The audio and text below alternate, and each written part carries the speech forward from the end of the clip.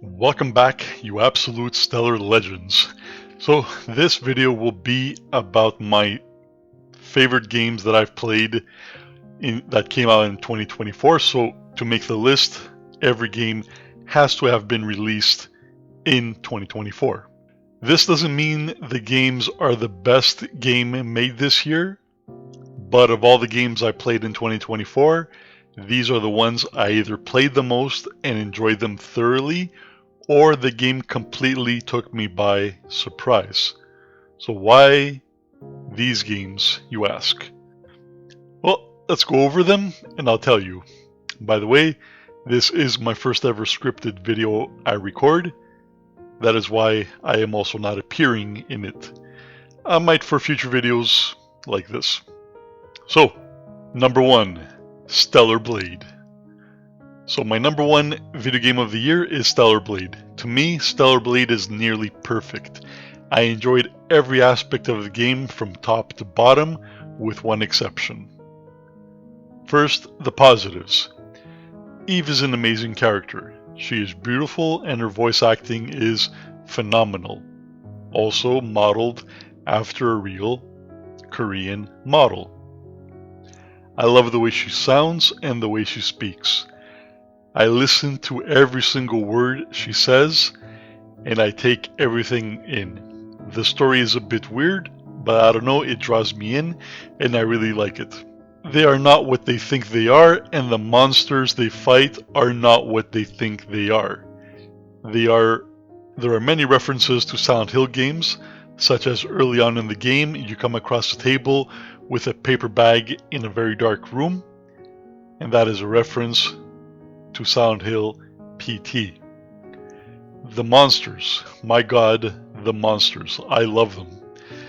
Some of them are very Lovecraftian, but are also well detailed and thought out. The bosses are massive and massiver. There you go, I just made up a new word for you. The music is a big part of the game and how you experience it, and Stellar Blade's soundtrack, in my opinion, is as good as Silent Hill's OST. The orchestral pieces, the crescendos, the operatic, the electronic sounds, every song is excellent, and there is one song, the resting song, that just relaxes me like no other, and then there is the battle music with all the low and escalating notes of tension and action with singers' voices, almost going into desperation of battle survival. All the characters in the game are completely different and they all work completely together, from Lily to Adam to Roxanne to the torn apart cyborg in the lounge bar downstairs with the tragic backstory. It feels like an actual world. Let's also not forget, there are tons of weapons and outfits, and we all love the outfits. Some are very sexy and some are very cool. I like to switch it up, and YouTube likes to age restrict my Stellar Blade videos, but they are all well designed. When they finally added the much anticipated photo mode, that's when the game went to another level for me. As an artist, I love using a good photo mode to explore and take in the worlds that we are in. And this photo mode, though the execution is not the best, it is a feature-rich photo mode, and the only thing I would like to see more is to add an animation to the environments. The gameplay is another very strong point.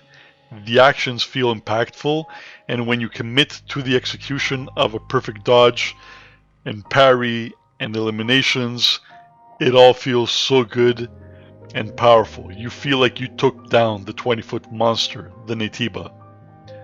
I could go on and on, more things I like about Stellar Blade, but there is one big problem with the game: the movement.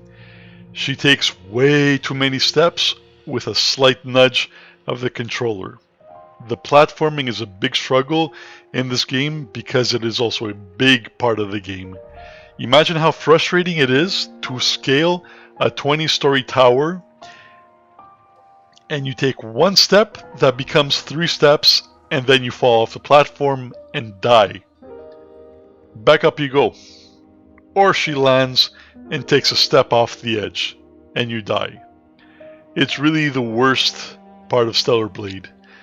But they have been updating it and making it better and better, and less of a chore.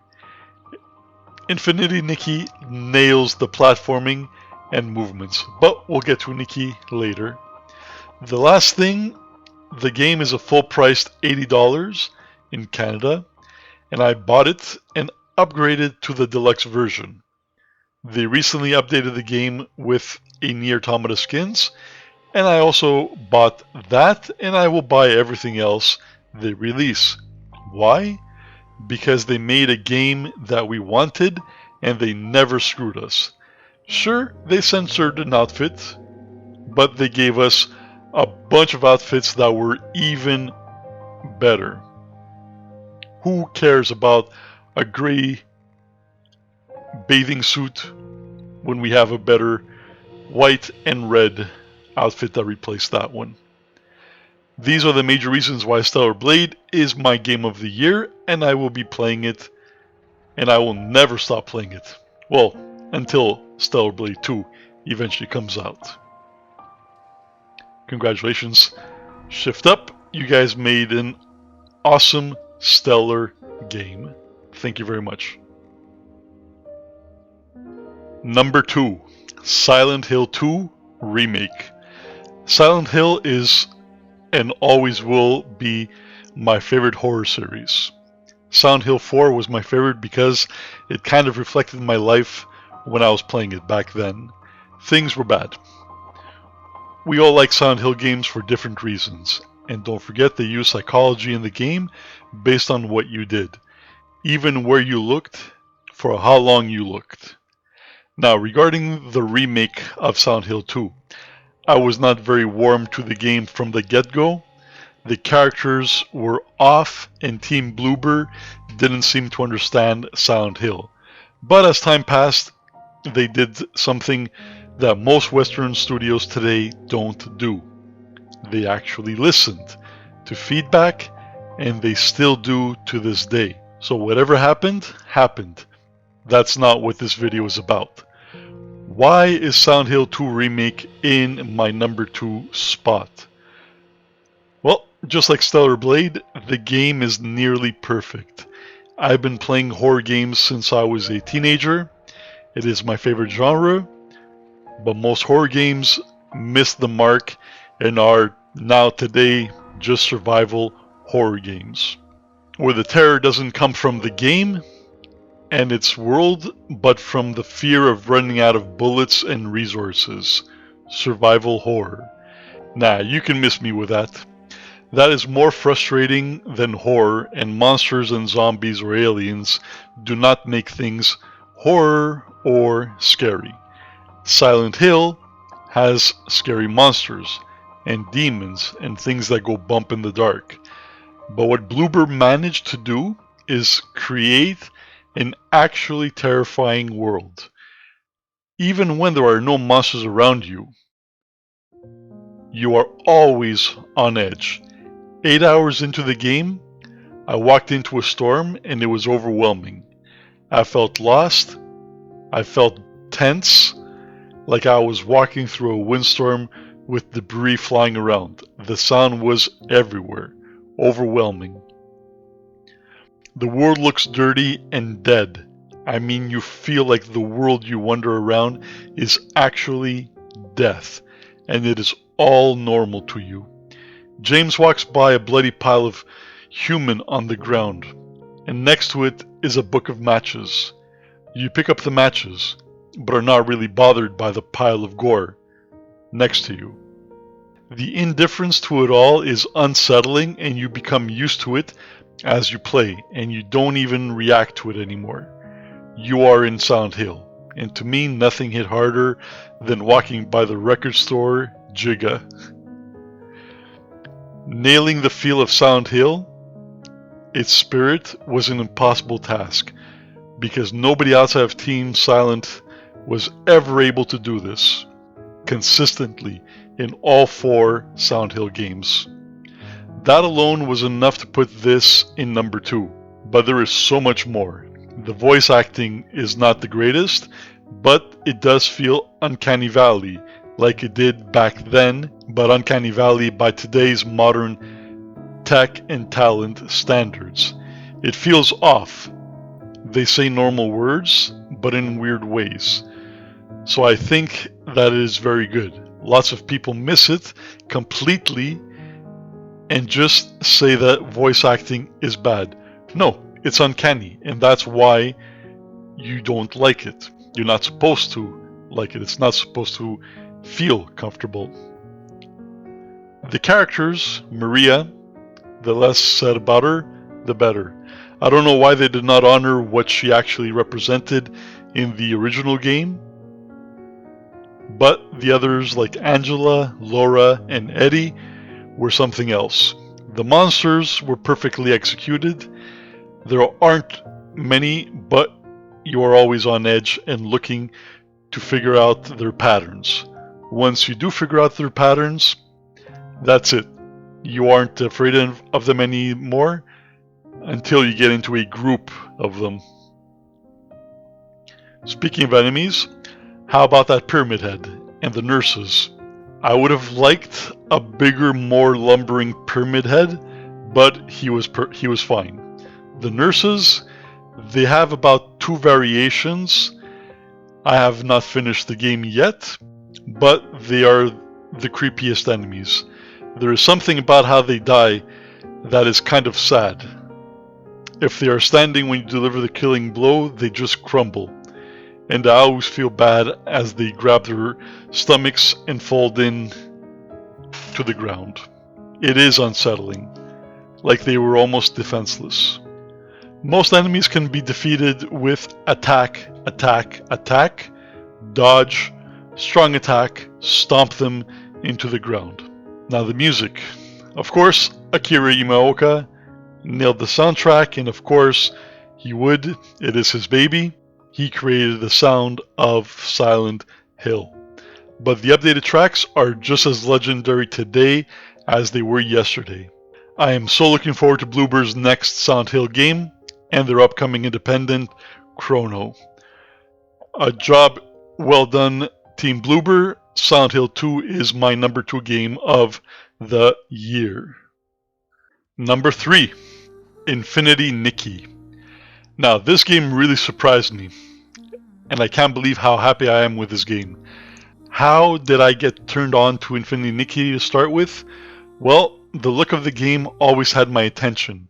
Then I started looking at all these games that were made in Unreal Engine 5, and as good as and realistic as they all looked, they were all boring looking, no style. Sure, the monsters and stuff look great and realistic, but why does everything have to look real? Why can't people make a highly stylized game with Unreal Engine 5? Make them look cartoony, creative, monstrous, bizarre. Then I found Infinity Nikki was made in Unreal Engine 5, so I started looking into it more intently.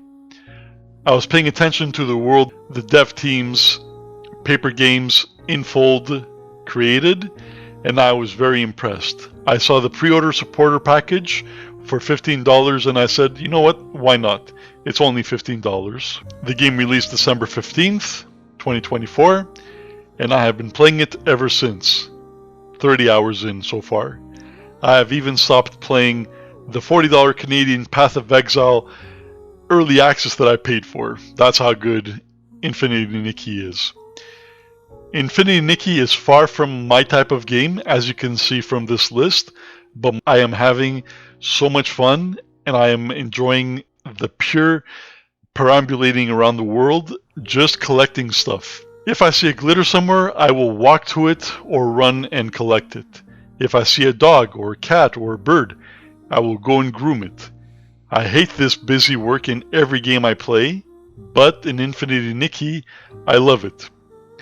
It's a free-to-play game, a cozy game with options to purchase things, but even at that, you don't need to as far as I have played, 30 hours. There is no purchase incentive. Then when I look at the microtransaction page, they are not egregious. They are fairly priced. Grinding is fine because it also happens naturally, and you get so many rewards just playing the game. So many outfits, so many diamonds, so many things that you can use to purchase things instead of using your real world money. It is a purely fun game for girls. For freaking girls. And I'm a grown-ass man, and I'm loving it. Nikki is cute as a button, and I don't just mean in the face, I mean her personality is cute. And there are many quirky characters throughout the game, but they are not annoying. I have yet to roll my eyes at a character and their personality. Even Momo is very, very cute and very fun to listen to for the most part. Why do Western games refuse to do this anymore? Instead, they give us this Sushi Side Squat and Dragon Age and Dustborn and characters with personalities that you would not pee on to save them from burning. Then, the more I played Infinity Nikki, the more I liked it, and the more I think about it, even right now as I'm recording this video. The world looks amazing and so much diversity in the world and gameplay style. You cannot get bored with this. I get bored easily shooting and slaying monsters and demons all day, but Nikki, I can easily put 3 hours. The main gameplay action is also creative. You have action, where you fight enemies by either ground pounding them or tossing this green mist that purifies them out of existence. But that's also a weak point of the game because the targeting kind of sucks, and you'll often take damage because she did not lock on or she stopped locking on to the character because you moved her. But apart from that, the gameplay is perfectly tight. The platforming lands where you are aiming to land. Nikki takes the appropriate amount of steps in her movements, unlike Stellar Blade. One of the cool things is the style off, where you challenge other stylists. That's what Nikki is, a stylist. So you have to pay attention to the theme of the style off and pick the best articles of clothing to style off against the other. You get awarded style points. It's actually really interesting, but it can take a while to dress Nikki up, like 5 minutes. But I think the best options are often the first articles. Anyway, so much was said, but I do want to talk about the weaknesses of the game as well. The photo mode. It has a lot of great features, including poses and animated world around you that Stellar Blade is missing. But the photo mode is very stiff and restrictive. I've tagged the Infinity Nikki team in tweets requesting for a free range photo mode option. It's very, very stiff as it is right now. So these are the main reasons I love Infinity Nikki so much, and it is my 3rd game of the year because of how unexpectedly great the game is and how great it feels to play it. Right, and now we got to the part of the video where we talk about the honorable mentions. So, honorable mention, Still Wakes the Deep.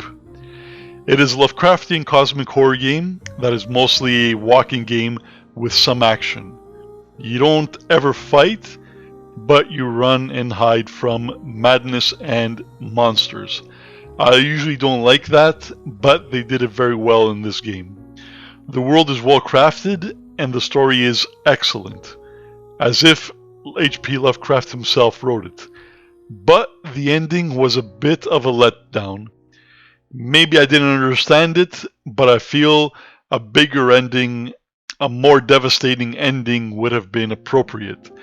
There are never good endings in any H.P. Lovecraft story. But apart from the ending, the game, just like Silent Hill, nailed the Lovecraftian madness, nightmare feel. The story escalated in madness as you play, and the world crumbles and twists into itself as everything becomes one with the ship. The dialogue and action is surprisingly good, and I have always wondered why we don't get more Lovecraftian cosmic horror games. The Call of Cthulhu was good, and I also enjoyed The Sinking City, but we need way more. If you're an H.P. Lovecraft fan, this, Still Wakes the Deep, is a must-play indie game. And of course, I'm not going to miss another great game, Black Myth Wukong. A Souls-like game, count me in. But for a Souls game to be good, it has to be tight, and the player's skills must be at fault, not the imbalance of the game. Black Myth nailed it. But it is still a very hard game. I bought it day one, and I put over 20 hours into it, grinding and fighting and dying.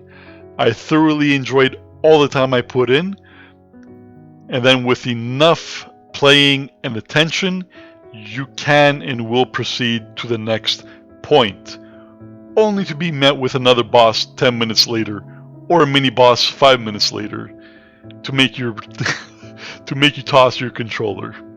Yeah, it is kind of a boss rush type of game, but that is Black Myth Wukong. I made it to the White Serpent guy, but I could not beat him. I get to the second phase, but he always takes me right at the end. I will return to it at some point. The action is tight, and the parry and dodge system is generous, so pay attention. The graphics are, of course, phenomenal. The music is excellent, and of course, I will talk about the photo mode. It was almost perfect. Almost. All they have to do is slow down the camera speed. It was a good game that I thoroughly enjoyed. It has a generous amount of checkpoints, and the bosses will always amaze you. Just be aware that some bosses have more than one form, and just because the boss death music played doesn't mean the fight is over. Now, the one thing I do not like was the store inventory. At what point does it restock? Because running out of potions and buffs can be game ending if you cannot buy or make any more. Like I said, I only made it to the Serpent boss. Does the store system change at any point? Have they made updates to the game to improve the store? Alright, so that wraps up my favorite games of 2024. What do you guys think? What were your favorite games that came out in 2024? I was thinking about making a video about my least favorite games of 2024. Is it worth it? Thank you for watching. Please drop a like and subscribe. And if you are feeling generous and would like to support me further, I do have a Redbubble store for merchandise. The link is in the description. And I also have a DeviantArt page that you can also request transfers to the Redbubble store. I sell t-shirts, posters, pins, mugs, socks, skirts, you name it, it's there, even clocks. Alright, as always, stay stellar and stay tuned for more videos. Jigavega Michael out. Alright, happy holidays.